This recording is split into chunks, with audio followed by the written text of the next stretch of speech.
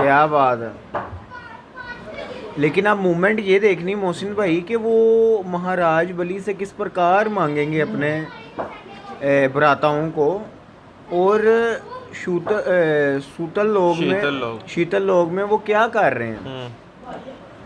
पर आप देखें तलहा भाई, जिस तरह के महाराज बलि की भक्ति देखने को मिली है ना कृष्ण जी की, और उन्होंने कहा कि कमाल मिली है। अवतार में मेरे सर पर अपना पौना कम धन्य किया था।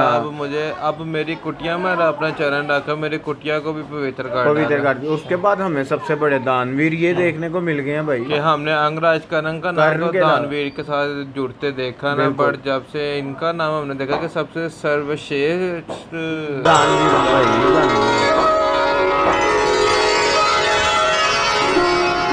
हे प्रभु, हम सभी आपको बार बार प्रणाम करते हैं। आपके दर्शन प्राणियों के लिए अत्यंत दुर्लभ हैं, किंतु आपने स्वयं सूतल लोक में पधारकर हमें अनुग्रहित कर दिया है।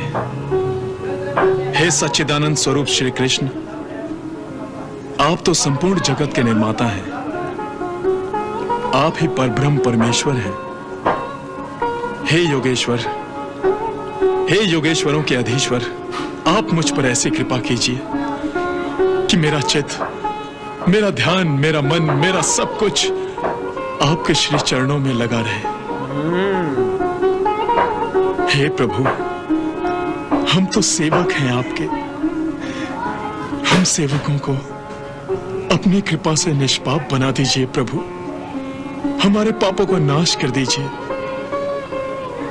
क्योंकि जो मनुष्य संपूर्ण श्रद्धा से आपकी आज्ञा का पालन करते हैं, वो इस समस्त संसार के बंधनों से मुक्त हो जाते हैं। हे प्रभु, आज भगवान स्वयं अपने भक्त के द्वार पर पधारे हैं। बताइए प्रभु, मुझसे क्या सेवा चाहते हैं? हे दैत्यराज, मरीचि प्रजापति की पत्नी उर्मा ने 6 देवताओं को जन्म दिया था। इन 6 देवताओं ने परम पिता ब्रह्मदेव का उपहास किया। उन्हें इस अपराध का दंड देने के लिए ब्रह्मा जी ने उन्हें शाप दिया, जिससे इन 6 देवताओं को असुर योनि में जन्म लेना पड़ा। तुम्हारे ही कुल में हिरण्यकश्यप के यहाँ इन 6 देवताओं का जन्म हुआ।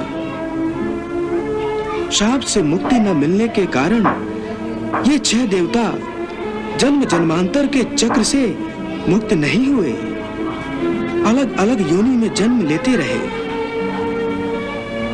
हे महाबली, अंत में ये 6 देवता योग माया की शरण में गए और योग माया में द्रवित होकर उन्हें मेरी माता श्री देवकी के गर्भ में छोड़ दिया।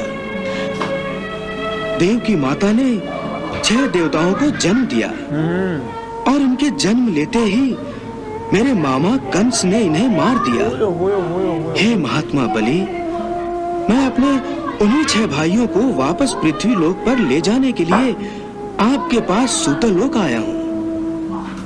हे राजा बलि, मेरी माता अपने 6 पुत्रों को आज तक नहीं भूली है, जिन्हें जन्म देते ही मृत्यु ने उन्हें ममता की गोद से वंचित कर दिया।